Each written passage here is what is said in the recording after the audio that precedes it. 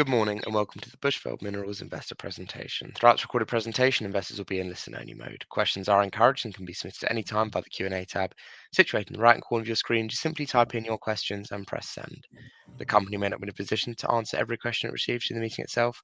However, the company can review all the questions submitted today and publish responses where it is appropriate to do so. Before we begin, I'd like to submit the following poll. I'd now like to hand you over to Craig Coleman, CEO. Good morning to you, sir. Good morning, everyone, and welcome to our operational update for our first quarter results of 2024. Thank you for dialing in. In Q1 2024, we achieved group production of 855 mtV, a weighted average production cash cost of $28.40 per kilogram, and sales of 880 mtV. We had an impressive quarter to kick off the year at Vanchem, which saw a substantial increase of over 90% over that of achieved in Q1 2023, with production of 498 mtV. This was underpinned by better ore quality, improved online time, and overall plant efficiencies.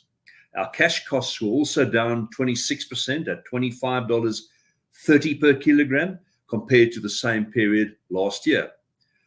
I'm delighted to report that production for Q1 2024 represents our best result in a single quarter since we purchased the asset in 2019, with March alone representing Vanchem's best monthly production of 200 mtV, a new record. These production records and cash cost figures were achieved despite losing 11 days of production earlier in January due to the delay in receipt of funds. These results showcase the positive effect of a turnaround efforts and are a direct result of the work that have been done to assure stability at the asset before building towards further growth. This demonstrates what is possible. Turning to Vametco, as previously communicated during the quarter, we conducted a 25-day planned kiln maintenance shutdown over January and February, which was completed around mid-February. Resulting production at Vametco was 357 mtV in Q1 2024, and cash costs were $32.80 during the period owing to the lower volumes. We continue to see significant improvement in our total injury frequency rate, which stood at 0 for Q1 2024, supported by improved reporting of lead indicator analysis and the successful implementation of various safety measures across both our operations. Moving on to the sale of 50% interest in Vanchem and our 64% interest in Mokopane to SPR, we announced that approval from the South African Competition Commission, initially anticipated for February 2024, is now expected to be granted at the earliest in July 2024. Following this, the sale of Vanchem and Mokopane will complete. Furthermore, we previously announced that Acacia was due to settle its subscription of $3.5 million on or before 28 February this year. The company has not received the subscription monies from Acacia. Acacia continues to be in breach of the terms of the subscription letter, which it signed with the company on 30 November 2023. We have now instructed our lawyers to commence legal proceedings against Acacia. The delay in receiving funds, coupled with lower realized vanadium prices, now 15% lower than budgeted, has meant that our working capital provision is extremely tight. With the completion of sale of 50% of Vanchem and its share of Mokopane of SPR now being delayed, the company is dependent on receipt of further funding to continue its operations, and we are proactively engaging with stakeholders to find an appropriate and optimal solution which would ensure optimal continuity. Lastly, we will provide 2024 guidance once we have clarity on the funding position. So a bittersweet Q1, sweet in that Vanchem has had an extraordinary achievement despite some of the cash flow constraints we faced in January. Thank you for listening. I'll now pause to take questions.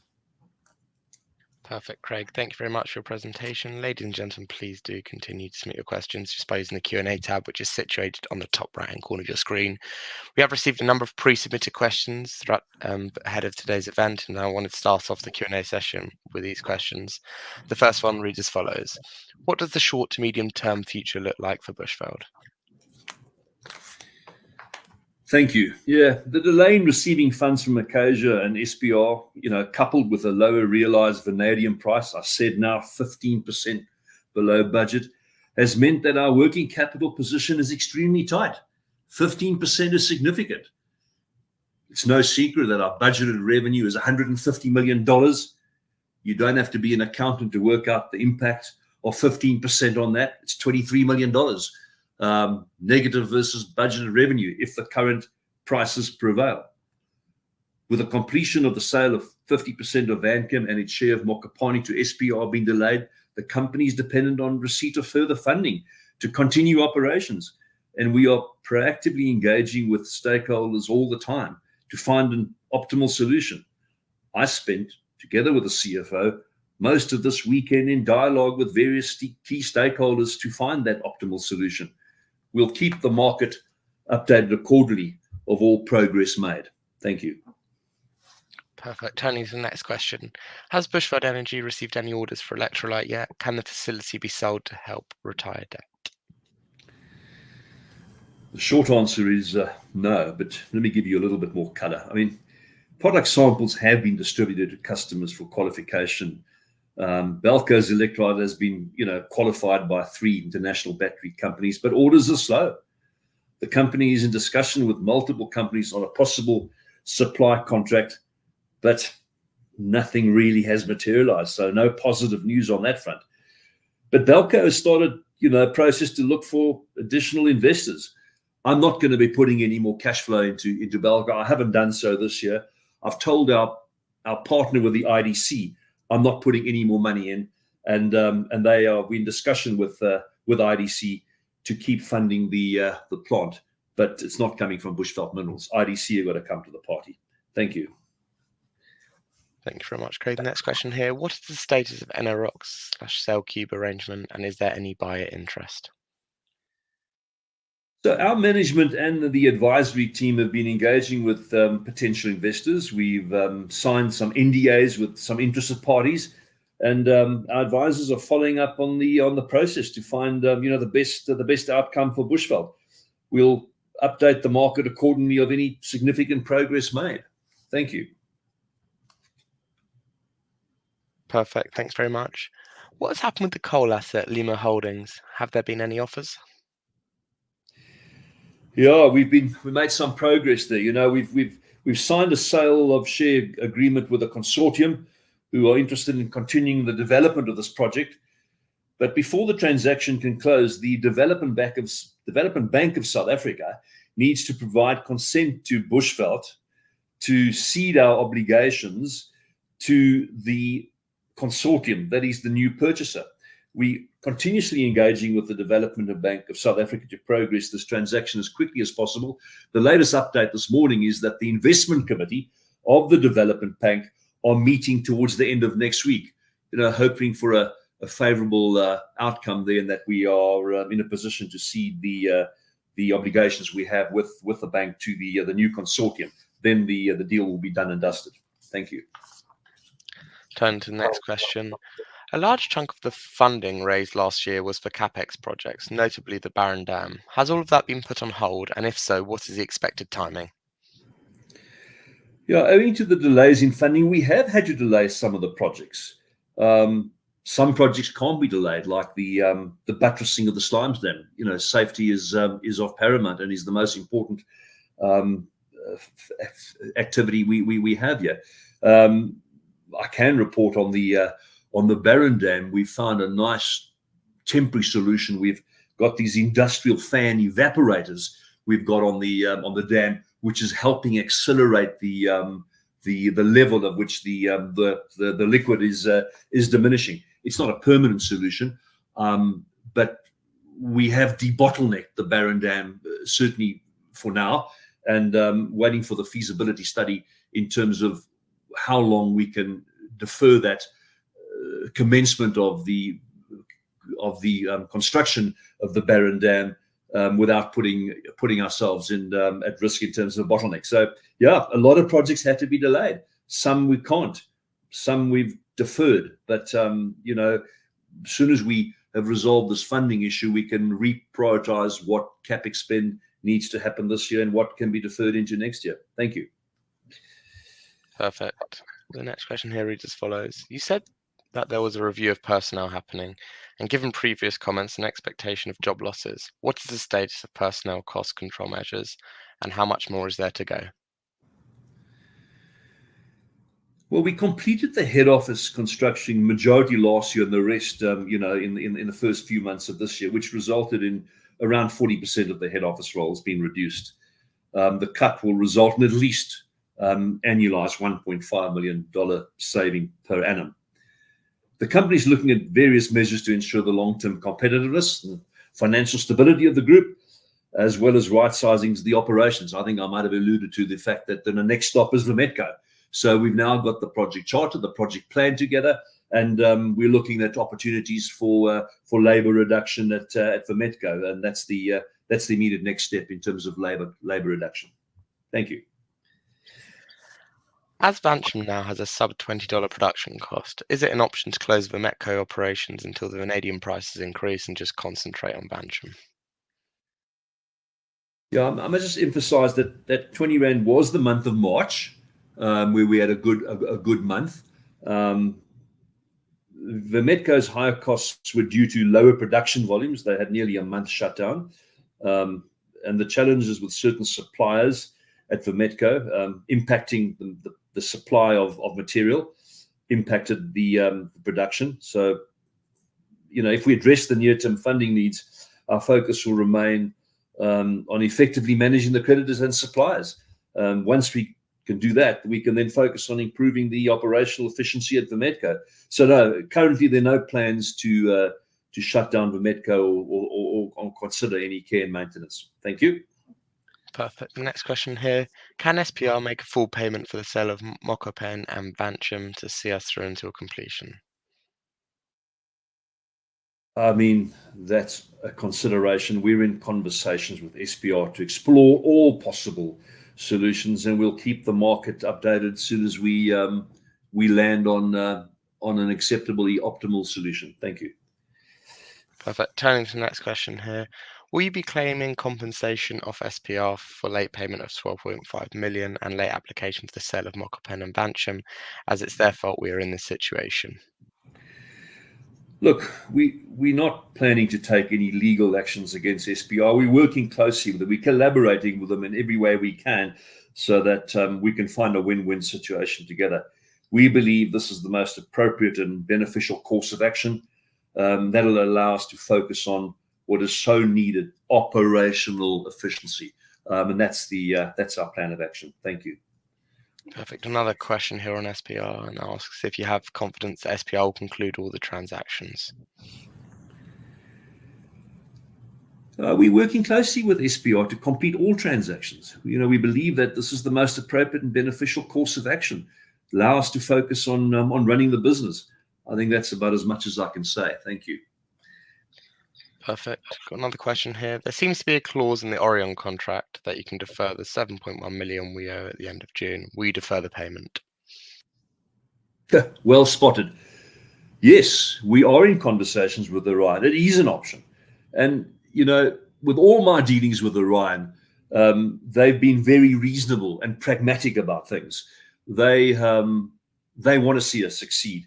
So, of course, it's an option. And they've got IC committees. We all have various stakeholders that need to be brought along. But it's something that we're staying very close to Orion with. Watch the space.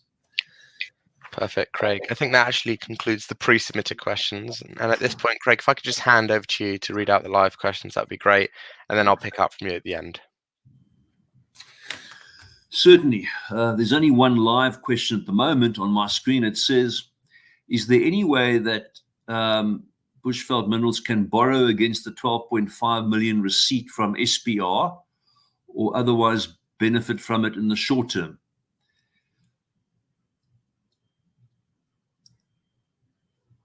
Well, I'm not. So the $12.5 million, and I think the $12.5 million that has been referred to is the investment that SPR were supposed to put into Topco, in the listed entity. We've already received $12.5 million as an interest-free loan against that eventual equity injection. So there's no further opportunity to borrow against that. I presume that's what's been referred to when they talk about can they borrow against the $12.5 million. If I haven't understood or interpret the question correctly, can the author just rephrase it? But we've already received an interest-free loan of $12.5 million against the pending equity injection. Thank you.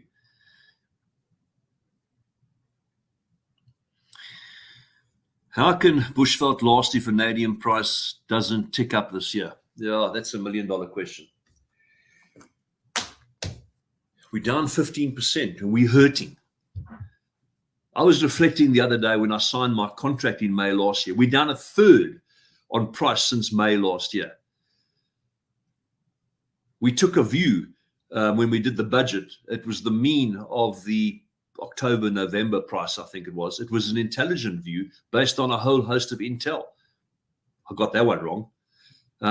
If price doesn't, come back, we'll need further funding.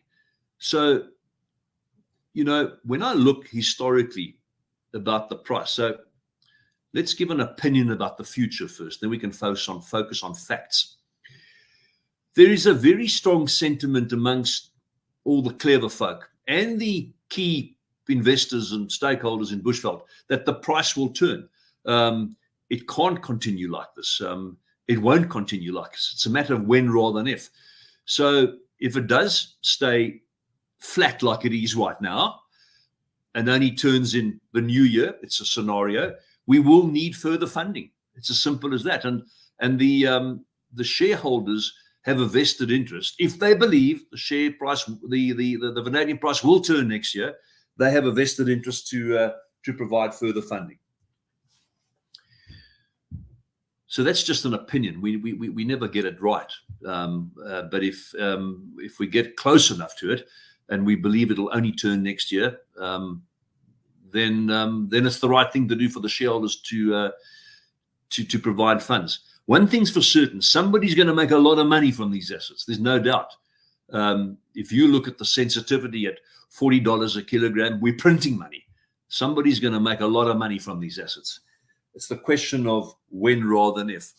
What I can tell you is if you look at the average dollar per kilogram price in the last 7 years, it was $41 a kilogram. And that's the European price.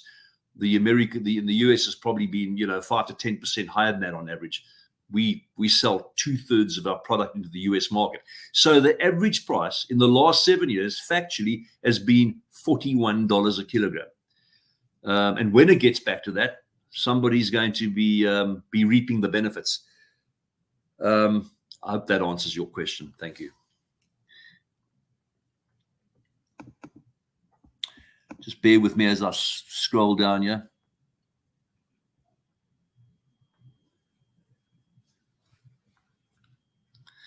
So the question is, what use are these manufacturing milestones? I presume we're referring to the new production achievements at Vanchem. So what use are these manufacturing milestones if Bushveld is going into administration and someone else gets to buy cheap and the shareholders lose out? Well, that would be a sad day, when we achieve record production, turn this business around to now double what it was achieving in the first 6 months, and some other shareholders buy it on the cheap. Then all that effort would have really been to little avail. So it would be a sad day. As I said, somebody's going to print a lot of money and make a lot of money from these assets. It would be really sad that everybody who played a part and stood by this company to watch this business, Vanchem, double up production and not see the fruits of all those efforts. It would be very sad. One can only believe that rational thinking will prevail, and that the shareholders that have got the most to lose or the most to win, the most to gain, will see the benefit of putting in further funding, because when the price turns, there's going to be huge upside for those that are still invested. Hope that answers your question. Thank you.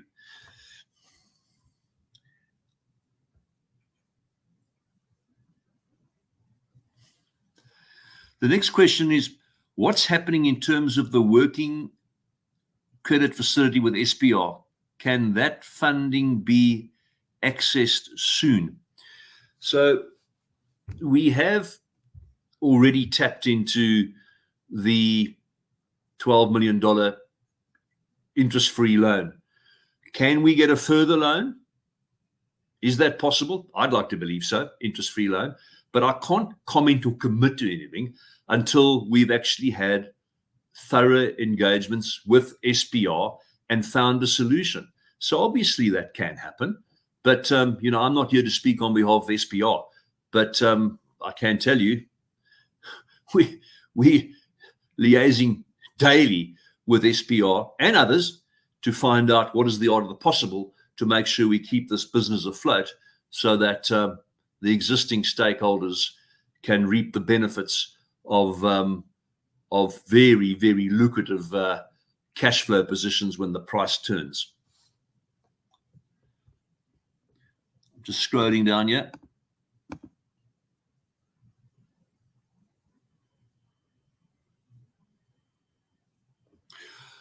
Why, after the operational update has been published, the directors are no longer in a closed period? Have none of them purchased shares in the company?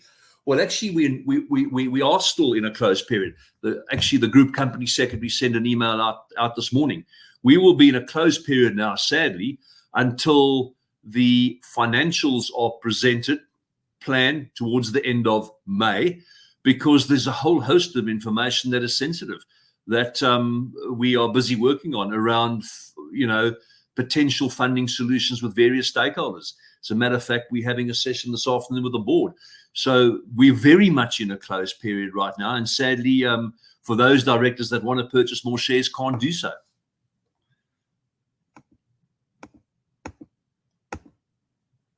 I was expecting this question.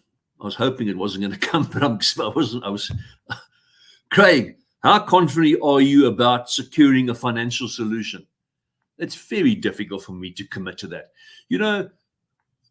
When I was asked in December last year, the middle of December, how confident are we're going to get this $12.5 million SPR injection?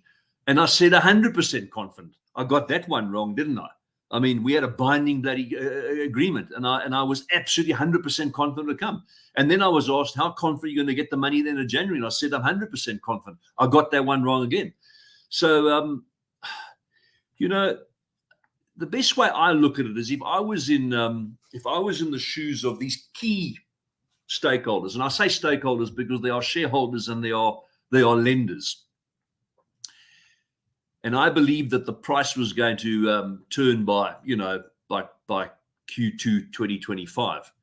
Would I let this business go into administration? Absolutely not. I've just put in so much resources, financial and effort and time, and I've already seen the business production turn, albeit against a very, very negative price. I wouldn't let this happen to the business. I would put something in that made sure that I reap the fruits of all my efforts. But I can't speak on behalf of the likes of SPR, Ryan et al. I can only give you my view if I was in their position.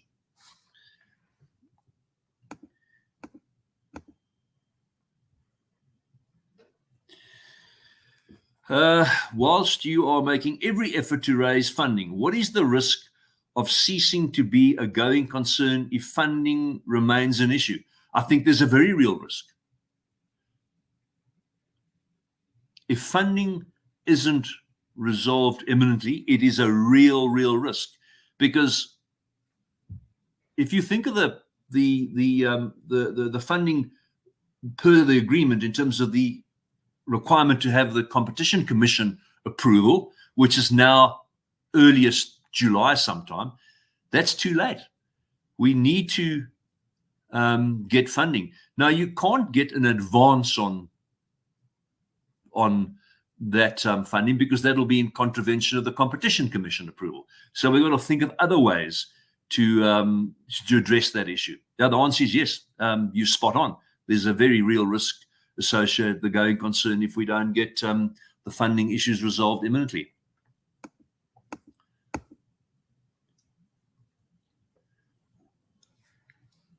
How much is the offer for the coal asset? Yeah.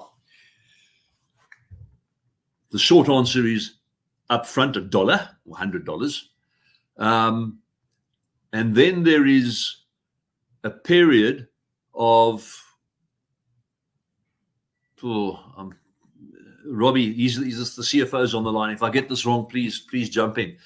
For 5 years of positive EBITDA, I think it's 20%. I'll sign the agreement sometime, but it's a certain percentage of EBITDA that we get in terms of, and it's not 5 consecutive years, it's any 5 years of positive EBITDA. When it gets into production, we get 20% of that. But very importantly, we currently have a loan with the Development Bank of South Africa, well, the Lima assets, which Bushveld are guarantors for. So, we're in for $2.5 million as a liability. But the contract is such that the new owner takes over that $2.5 million liability, comes off our books, our cash flow goes away. And that's the liability I referred to in terms of getting the investment committee of the development bank to cede to the new owner. So you could sell it like $2.5 million we benefiting from in terms of the sale, plus this percentage, which I stand to be corrected, but I think it could be 20% of EBITDA for 5 years of profitability post the startup of that new asset. Hope that gives you clarity in terms of what you are looking for.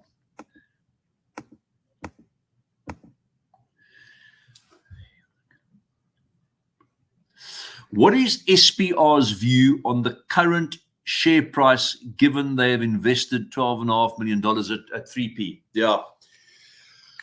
Firstly, very disappointed, but they are absolutely committed to this business. That's why they paid a premium at 3p. There's no indication from them to me that they're going anywhere fast. So I think they all realize that the price is suppressed for various reasons. Not only vanadium price, but the lack of cash flow coming in. But they haven't given me any indication that they're still not in it for the long haul. Let me keep on going down here.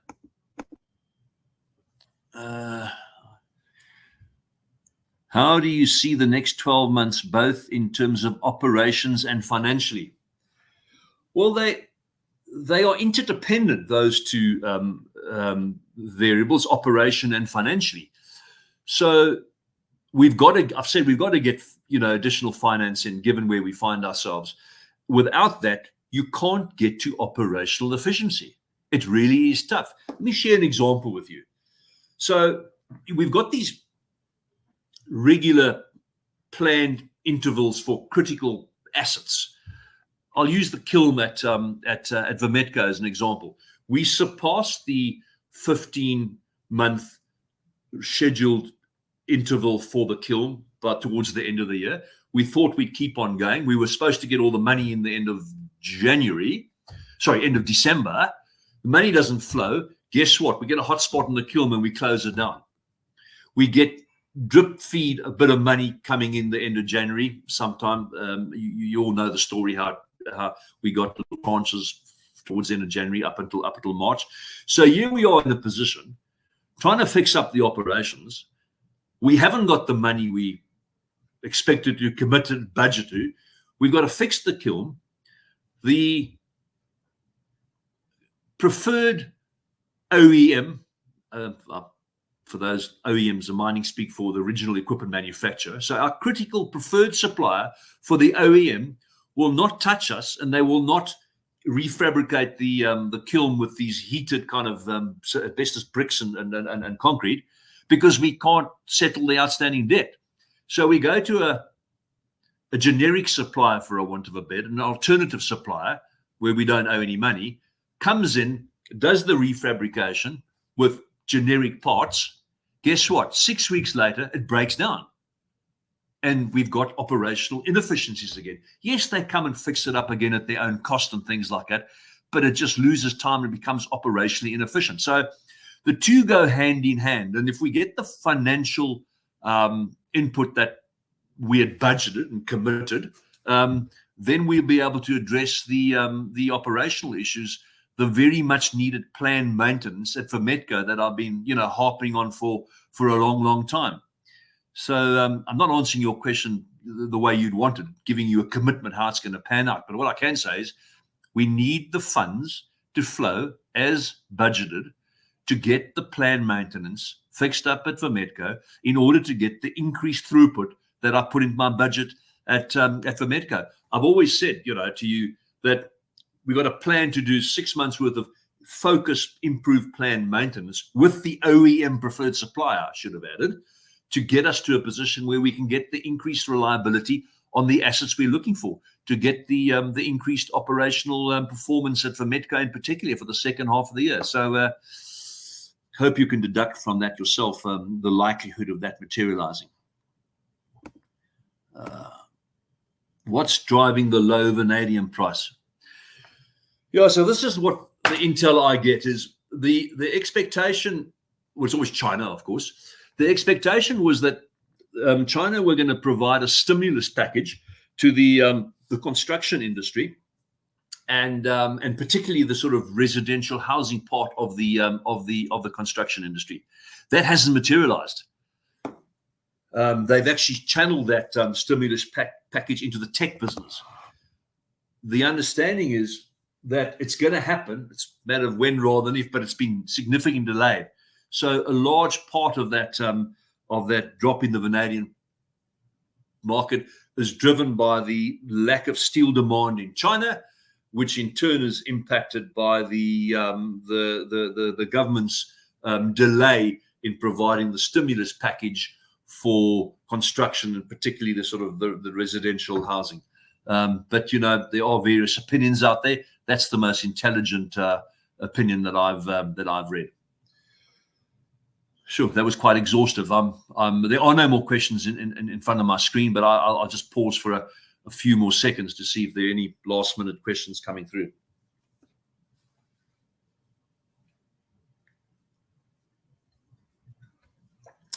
All right. If not, then let me conclude this bittersweet quarter. There are a lot of positives that are showing it in the production level. But I take the question. One of the individuals asked, "What's the purpose if we're not going to be around?" But I look forward to continue to updating our shareholders and stakeholders over the year ahead, including our forthcoming annual report. Whilst it's frustrating to have setbacks and funding delays, we believe that with a swift and effective resolution to these difficulties, we will continue to progress with our turnaround strategy and demonstrate more of the record production we saw at Vanchem in the first quarter of 2024. Thanks to all of you for dialing in. Bye now.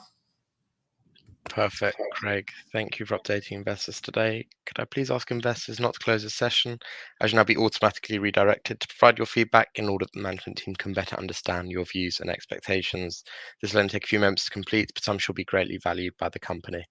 On behalf of the management team of Bushveld Minerals, we'd like to thank you for attending today's presentation, and good morning to you all.